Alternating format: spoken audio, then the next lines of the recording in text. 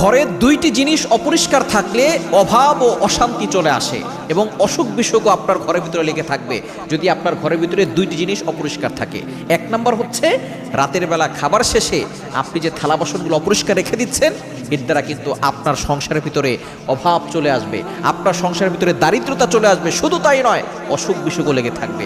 কেননা নবীজি সাল্লাল্লাহু আলাইহি সাল্লামের অন্যতম একজন সাহাবী ছিলেন হযরত আলী রাদিয়াল্লাহু তাআলা এবং তিনি নবী সাল্লাল্লাহু আলাইহি সাল্লামের জামাতা ছিলেন, ফাতেমা রাদিয়াল্লাহু তাআলা আনহার স্বামী ছিলেন।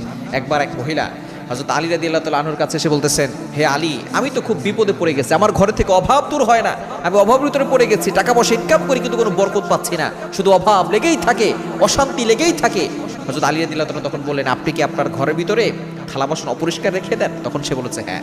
তখন আলী রাদিয়াল্লাহু তাআলা বলেছিলেন যে এই যে থালা বাসন অপরিষ্কার রেখে দেন, এর জন্য আপনার ঘরের থেকে অভাব দূর হয় না। এবার রাতের বেলা বদ দুষ্ট জিন জাতির আপনার ঘরের ভিতরে প্রবেশ করে এবং তারা এই ময়লা যেখানে আছে সেখানে তারা